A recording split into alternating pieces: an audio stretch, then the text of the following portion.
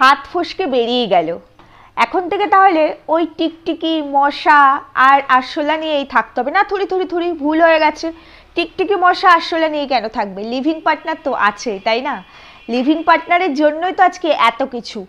দেখো, এই যে কথাটা বললাম এর জন্য কিন্তু আবার অনেক কথা শুনতে হবে। অনেক মানুষ আছে যারা কিন্তু কমেন্ট বক্স ভরিয়ে দেবে নেগেটিভ কমেন্টস। দেখো, জীবন আমার লাইফ, আমি স্বাধীন, আমি অ্যাডাল্ট, আমার বিয়ে হয়ে গেছে, আমার সন্তান আছে, তার মানে এই নয় যে আমাকে স্বামী সন্তানের সঙ্গে সারা জীবন সংসার করতে হবে।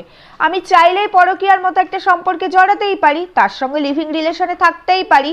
জীবনটা তো আমার, তাই না? তাছাড়া আমার যখন পয়সা আছে বাবা, তুমি বল আর কি। হ্যাঁ, পরকীয়াটা বৈধ না হলেও অবৈধ তো কোথাও লেখা নেই। সত্যিই তাই। এই তোমাদেরকে বলছি, যাদের কাছে এই পরকীয়াটা বৈধ তাদেরকে বলছি, এই আমাদের মতো ছাপোষা সাধারণ মিডিল ক্লাস ফ্যামিলির মিডিল ক্লাস মেন্টালিটি যে সমস্ত মানুষরা আমরা আছি না, আমাদের কাছে না এই পরকীয়াটা অত্যন্ত একটা নক্কারজনক ঘটনা, নোংরামি মনে হয়, আর অবৈধ তো বটেই। বুঝতে পেরেছ? আমাদের কাছে এটা কোনোভাবে, আচ্ছা একটা কথা বলো তো, আজকে সোশ্যাল ম্যারেজের থেকেও বেশি মূল্যবান হচ্ছে গিয়ে আইনত বিয়ে, যেটাকে বলা হয় রেজিস্ট্রি। এই পরকীয়াটা তো সোশ্যাল ম্যারেজ নয়, তাহলে এটা কি লিভিং রিলেশনে থাকে, তাই না? তাহলে সোশ্যাল লিভিং হতে পারে। আচ্ছা, এই সোশ্যাল লিভিং এর কি কোনো আইনত নাম আছে? যেমন ধরো বিয়ের ক্ষেত্রে রেজিস্ট্রি, বা বিয়েটা যদি ভেঙে যায়, আমরা সংসার করতে চাইছি না, সেক্ষেত্রেও একটা আইনত নাম, আইনত একটা সার্টিফিকেট দরকার, সেটাকে বলে ডিভোর্স, তাই না? এই যে পরকীয়া, এই পরকীয়ার কি কোনো মানে আইনত নাম আছে? বা এখান থেকে যখন তারা বেরিয়ে যায়, ধরো দুটো মানুষ লিভিংয়ে রয়েছে, পরকীয়া করছে, তারা থাকবে না, কিছুদিন পরে তারা আলাদা হয়ে যাচ্ছে, তারও বা কি কোনো সার্টিফিকেট আছে? উত্তরটা আমি তোমাদের কাছ থেকে জানতে চাই, যারা এতদিন ধরে গলা ফাটিয়ে এটাকে বৈধ, লিগ্যাল অনেক কিছু বলে গেছো।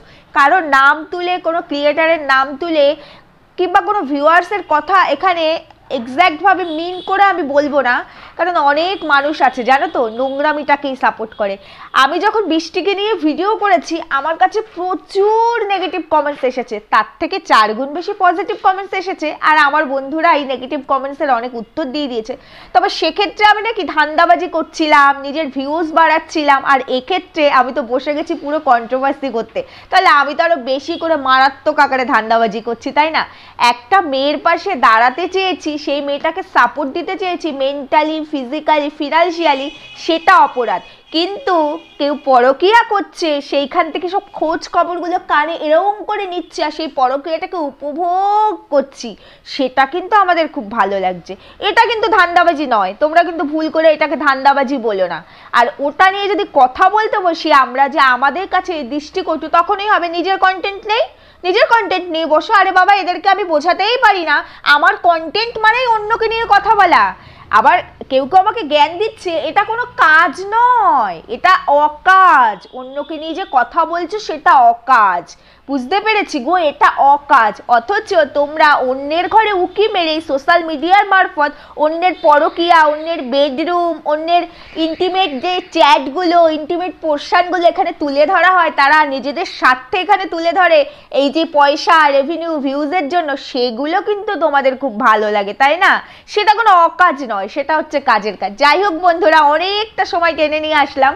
তো তোমরা তো আজকে আমার টাইটেল আর থাম্বনেল দেখেই এসেছো। আজকে আমি কথা বলবো, অবশেষে কোর্টে রায় আসলো, কিষাণু কার কাছে, কিষাণু কাস্টাডি কে পেলো, টিনা না সন্দীপ, সেটা নিয়েই কথা বলবো। চলো, ভিডিও তো করবোই, তার আগে আমি আমার ইন্ট্রোটা একটু দিয়ে নিই। Hello my lovely viewers, welcome back to my channel Dimpi lifestyle.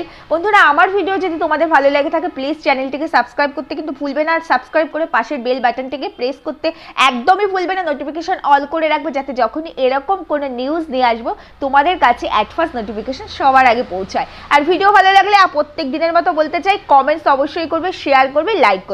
তাহলে চলো, কিষাণুর কাস্টাডি নিয়ে আজকে কথা হচ্ছে। এই যে আমাদের যে মা যে কিনা 1.5 বছর ধরে তার ওইটুকু 2.5 বছরের শিশুকে ফেলে রেখে পরকীয়ার কারণে বাড়ি থেকে বেরিয়ে এসেছিল, সেই মায়ের আজকাল দাবি হচ্ছে আমার ডিভোর্স চাই না, আমি ডিভোর্স দেবো না, আমার শুধু ছেলেকে চাই।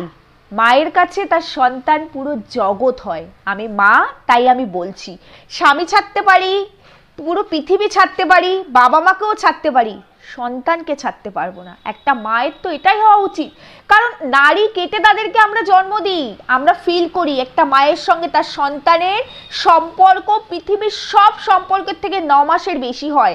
তাকে তৈরি করি, তাকে অনুভব করি, একটু একটু করে তাকে আমাদের ভেতরে সৃষ্টি করি, জায়গা দিই, তারপরে তাকে পরিপূর্ণতা দিই, তাই না? তাকে এই পৃথিবীর আলো দেখাই। কত কষ্ট সহ্য করি বলো তো আমরা মায়েরা। একটা সন্তান জন্ম দিতে গিয়ে কত মা নিজের জীবন ত্যাগ করে, তবু সেই সন্তানের কথা ভাবি আমরা। কত কষ্ট করে নিজের হাতে নিজেরা দিনের পর দিন না খেয়ে সেই সন্তানকে মানুষ করি।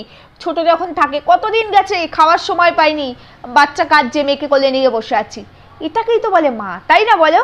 নিজের হাতে মানুষ করা, সন্তানের সমস্ত মুভমেন্টগুলো এনজয় করা, আদো আদো হাতে তার হাত তুলে মায়ের দিকে হাত বাড়িয়ে দেওয়া, আদো আদো মুখে কথা বলা, প্রথম কথা বলা, এক পা দুপা করে হাঁটা, এগুলো থেকে আনন্দের একটা মায়ের কাছে আর কিছু হতে পারে না। বাবা মা দুজনেই ইকুয়াল, তবে মা তো মাই, মা সন্তানের জন্য সব করতে পারে। এই যে একটা কথা আছে না, কুসন্তান যদি বা হয় কুমাতা কদাপি নয়, কিন্তু এক্ষেত্রে সম্পূর্ণ উল্টো বিষয়টা। আজকে যখন আমি আমার ছেলেকে পেতে পারতাম, আজকে যখন আমি বলছি আমার কিচ্ছু চাই না, আমার ডিভোর্সও চাই না, ডিভোর্স দেবও না, তাহলে এতটা যখন আমি বুঝতে পারছি, আমি প্রথমেই তো বলতে পারতাম আমার কিচ্ছু চাই না, আমার শুধু আমার ছেলেকেই চাই। কেন করিনি? 1.5 বছর ধরে আমি আমার ছেলের থেকে আলাদা আছি, আমি সেপারেট আছি, অথচ 1.5 বছর পরে আমার মনে হলো আমার ছেলেকে আমার চাই। আর আমি ভেবে নিলাম যে কোর্ট থেকে রায় বেরোবে, ছেলে আমার কাস্টাডিতেই পড়বে, ছেলেকে আমার কাস্টাডিতেই দেওয়া হবে। অথচ আমি মা হয়ে আজ পর্যন্ত 1.5 বছরে ছেলের জন্য কাস্টাডি পর্যন্ত অ্যাপিল করিনি। কাস্টাডি অ্যাপিল না করলে মা কি করে তার সন্তানের কাস্টাডি পাবে?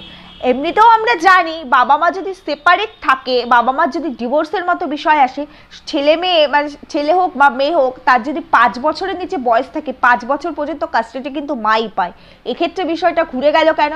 বন্ধুরা, তোমরা তো সবটাই বুঝতে পারছো, তোমরা নিশ্চয়ই ওয়াচও করো, আর সন্দীপের লাইভটাও তোমরা দেখেছো, আর সন্দীপের শর্ট ভিডিওসটাও তোমরা দেখেছো, আর সেটা দেখে নিশ্চয়ই তোমরা বুঝতে পেরে গেছো এতক্ষণে, যেখানে বলা হয়েছিল যে আমি ছেলের জন্য জামা প্যান্ট কিনতে দেখেছি, আজকের কথা নয়, আরও 1-1.5 মাস আগের কথা বলছি, ছেলের জন্য জামা প্যান্ট কিনছে, একটা আংটি বানাবে, কারণ ছেলে তার কাছে আসবেই, 100% অ্যাসিওর ছেলে আমার কাছে আসছেই। তারপরে এটাও বলা হয়েছিল, এই যে আজকে যে কোর্টের কেস ছিল সেক্ষেত্রে, যে আজকে যদি সব ঠিকঠাক হয়ে যায় ছেলেকে নিয়ে আমি আজকেই ওখান থেকে ডাইরেক্ট বাড়িতে ফিরছি। কি হলো? মুখে চুনকালি পড়লো, জাজ তো কোনো কথাই শুনলো না। কি করে শুনবে?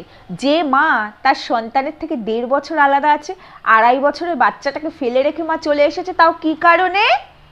স্বামী অত্যাচার করে বাড়ি থেকে বার করে দিয়েছে সেই কারণে নয়, কিন্তু পরকীয়ার মতো কারণে, এক্সট্রা ম্যারিটালের মতো অ্যাফেয়ার্সের জন্য। যে না, আমার স্বামী আছে তা সত্ত্বেও আমি অন্য আরেকটা সম্পর্কে থাকবো, তার সাথে লিভিং রিলেশনে থাকবো, এটা যদি এই স্বেচ্ছাচারিতাটা যদি মেনে নিতে পারে আমার শ্বশুরবাড়ি, আমার হাজবেন্ড, তাহলে খুব ভালো, তাই না বলো? আর এই যে আমি এখন ছেলে ছেলে করছি, এই ছেলে ছেলেটাই যে তোমরা যারা বলছো যখন ছেলেকে নিতে পারতো কাছে তখন কেন ছেলের জন্য অ্যাপিল করেনি, বা এখনো পর্যন্ত কেন কাস্টাডির জন্য অ্যাপিল করেনি, তাদেরকে বলতে চাইছি, শুরুতেই যদি আমি ছেলেকে আমার কাছে নিয়ে নিতাম, তাহলে কন্টেন্ট আমি কি দিয়ে করতাম? যতবারই আমি থাম্বনেল আর টাইটেলে চিপকে দিয়েছি ছেলের নামটা, ততবারই তো আমার ভিউজটা লাখ পার হয়ে গেছে, তাই না? তো ছেলে যতদিন থাকবে ততদিন তো আমার কন্টেন্ট থাকবে। ছেলেকে নিয়ে আমি থাকছি, সেটা তো সেই জিনিসটা দর্শক অত ভালোভাবে তো নেবে না, কারণ দর্শকের ধামাকা কিছু দরকার, তাই না বলো? দর্শকেরও ধামাকা কিছু দরকার, সেই কারণে কন্টেন্ট করব বলেই আজকে আমি এতগুলো ধারায় কেস করতে পেরেছি, কিন্তু ছেলের কাস্টাডির জন্য অ্যাপিল করতে পারিনি মা হয়ে। তারপরে আরও একটা জিনিস, তোমরা সত্যি একবার একটু ভেবে দেখো, লজিক্যালি ভেবে দেখো। আমি জানি অনেকেই আমাকে কমেন্টস করবে, অনেক নেগেটিভ কমেন্টস, তারপরেও আমি তোমাদেরকে বলছি লজিক্যালি তোমরা একটুখানি ভেবে দেখো। একলা জীবন, আমার একলা জীবন, একলা চলো রে। আমি ফ্ল্যাটে শিফট হয়ে গেলাম কিসের জন্য? না প্রমোশন ভিডিওগুলো করার জন্য। প্রমোশন ভিডিও করার জন্য ফ্ল্যাটে শিফট হতে হবে কেন? এরকম প্রচুর কন্টেন্ট ক্রিয়েটার আছে যারা কি না ভাঙা ঘর, বেড়ার ঘর, এরকম ঘরেই কিন্তু প্রমোশন ভিডিও করে, তাতে কি আটকায়? আর প্রমোশন ভিডিও করার জন্য ফ্ল্যাটে এসছে, অথচ তোমরা একটাও প্রমোশন ভিডিও কি দেখতে পেয়েছো? আচ্ছা ঠিক আছে, তারপরও সব মেনে নিলাম কিছু কিছু দর্শকদের আর ক্রিয়েটার্সদের কথায়, সবটাই মেনে নিলাম।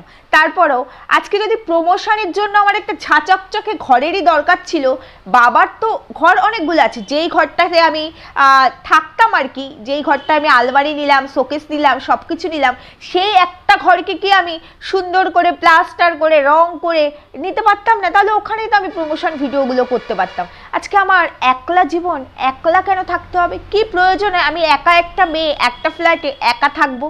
তোমরা বলো, যেখানে আমার পরিবার পরিজন সব আছে, যেখানে আমি পরকীয়ার মতো একটা কাণ্ড ঘটিয়ে দিয়ে আমি আমার বাবা মার কাছেই ঠাঁই পেয়েছি, তাহলে আজকে একলা জীবনে কি দরকার ছিল? আর যেই একলা জীবনটা থাকার জন্য বাবা মাকে দেখছি রোজই যাচ্ছে মেয়ের ফ্ল্যাটে, রোজই কেউ না কেউ যাচ্ছে, তারপরেও ধরে নিলাম একলা জীবন বড়ই ভালো, প্রমোশনের জন্যই নাকি ওখানে গেছে, মেনে নিলাম। একটাও প্রমোশন ভিডিও কেন আসছে না? ফ্ল্যাটে তো গেছে বেশ কিছুদিন হয়ে গেছে। আর তার থেকেও বড় একটা কথা, তোমরা দেখো আমি রান্না করছি, আমি চা খাচ্ছি, অনেক কিছুই দেখাচ্ছে, রান্না করতে বড্ড অলস। শুধু রান্না কেন, অ্যাকচুয়ালি কাজে বড় অলস। মুখের সামনে সবটা তুলে ধরলে ওর ক্ষেত্রে বোধহয় খুব ভালো হয়। কেন বলছি, ব্যাগ ভর্তি ভর্তি বাজার করছে, অথচ আমরা একদিনও রান্না করতে দেখছি না। মা গুছিয়ে গাছিয়ে রান্না করে টিফিন বক্স করে কাউকে না কাউকে দিয়ে পাঠাচ্ছে, না হলে মা নিয়ে আসছে, মাছ কিনে সেই মাছ কেটে ধুয়ে মা দিয়ে যাচ্ছে, সবজি বাজার আবার মা দিয়ে যাচ্ছে। একলা তো জীবন, একলা জীবনে একটা মানুষ কত খেতে পারে? একবারের রান্না দেখাচ্ছে, একবারের খাওয়া দেখাচ্ছে, বাকি দুবারের খাবার তো দেখাচ্ছে না। যাই হোক, তো একটা মানুষ কত খেতে পারে? মানুষ একটা, অথচ ফ্রিজ থেকে আর কি সমস্ত সবজি আমার প্রতিদিনই প্রায় শেষ হয়ে যাচ্ছে, আমাকে এত এত বাজার করতে হচ্ছে। মানে বলতে পারো 2-3 জনের খাবার আমার একারই শেষ হয়ে যাচ্ছে, অথচ আমি খাবার রান্না যদি করেও থাকি একবেলার রান্না দেখাচ্ছি। আর ম্যাক্সিমাম ক্ষেত্রে আমার খাবারটা আসছে আমার বাপের বাড়ি থেকে। তাহলে রান্নাই যদি না করছি, তাহলে ওই সবজিগুলো যাচ্ছে কোথায়? ফ্রিজের ডোর খুলে কি সবজিগুলো একা একা পালিয়ে যাচ্ছে? রোজ রোজ বাজারে যাওয়ার প্রয়োজনটা কি পড়ছে? আবার কেউ কেউ বলছে যে টিকটিকির সঙ্গে নাকি ভালোই একটা রসায়ন তৈরি হচ্ছে। রসায়নটা তো ছিলই, তাদেরকে আমি বলতে চাই, এই টিকটিকির সঙ্গে রসায়নটা ছিল বলেই তো আজকে ঘর ছেড়ে, স্বামী ছেড়ে বা সন্তান ছেড়ে আজকে এই একলা জীবনটা বেছে নিয়েছে। এটা বুঝতে এত ডিলে করলে তো হবে না, এটা তো বুঝতে হবে। আবার সেটার এক্সপ্লেন করতে গিয়ে আমাদের টিনা বলছে যে হ্যাঁ আমি বলেছি আমার ফ্ল্যাটে একটা টিকটিকি আছে, সেটা নিয়েও সবাই কথা বলছে। আছে তো, টিকটিকি আছে, মশা আছে, আরশোলা আছে। আমরা খুব ভালো করে জানি তোমার ফ্ল্যাটে এক্স্যাক্টলি কী কী আছে, কতটুকু সময়ের ভিডিও তোমার আসছে, কতটুকু সময় তুমি ক্যাপচার করে দর্শকের সামনে প্রেজেন্ট করছো, বাকি সময়টা কোথায় যাচ্ছে। তাছাড়াও তুমি কোথায় কি তোমার মানে কোথায় কখন বেরোচ্ছ কি না বেরোচ্ছ তারও কিছু খবরাখবর তোমার প্রচুর তো ভিউয়ার্স আছে, আশেপাশেও অনেক ভিউয়ার্স আছে, তাদের ফোনেও কিন্তু ক্যাপচার হচ্ছে, সেখান থেকেও কিন্তু জিনিসটা এই সোশ্যাল মিডিয়ায় ছড়িয়ে পড়ছে, চাউর হয়ে যাচ্ছে। যাই হোক, মুখে চুনকালিটা মাখলে কেমন লাগলো বলো? এটা হওয়ারই ছিল। আজকে মা হয়ে সন্তানের দাবিটা মায়েরই সবার আগে থাকে, সেখানে মা সেই 2.5 বছরের শিশুটিকে ছেড়ে দিয়ে পরকীয়ার কারণে বাড়ি থেকে বেরিয়ে আসলো, তারপরে আজ পর্যন্ত এই 1.5 বছরে ছেলের জন্য একটা কাস্টাডি আপিল করতে পারলো না। যাই হোক বন্ধুরা, এত লাফালাফি হুটোপাটি না করাই ভালো, কারণ কোর্টের ফাইনাল রায় এখনো তো বেরোয়নি, খুব শিগগিরই বেরিয়ে যাবে। রায়টা বেরোক, রায়টা বেরোনোর পরে তারপরে ফাইনালটা জানা যাবে।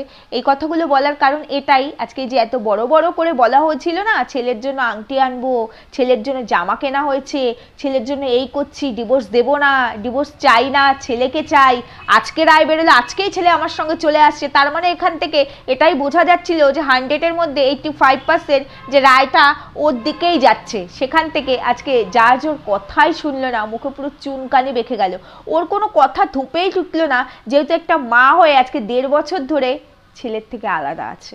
তাহলে কোর্টের রায় কি হতে পারে এটা তো আমরা ধারণা করতেই পারি, তাই না বলো? এটা তো আমরা ধরে নিতেই পারি।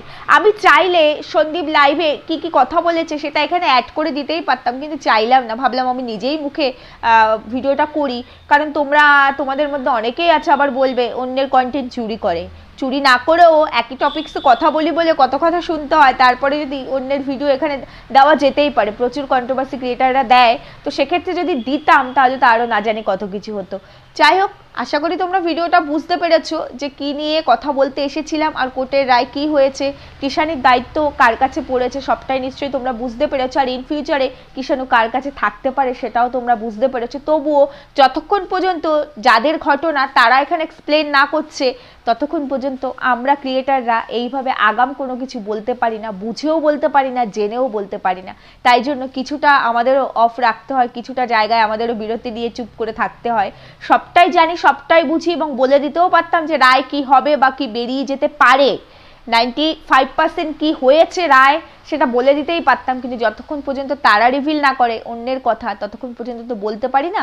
যতক্ষণ রিভিল না করে ততক্ষণ তাদের এটা পার্সোনাল ম্যাটার, সেখানে ঢোকাটা আমাদের কোনোভাবেই সম্ভব নয়, আমাদের এখতিয়ারের বাইরে, আমি আগেও বলেছি।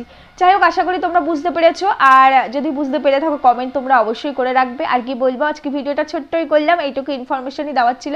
সবাই সুস্থ থেকো, ভালো থেকো, দেখা হবে একটা নতুন ভিডিওর সঙ্গে। আর সবাই আমার পাশে থেকো। টাটা।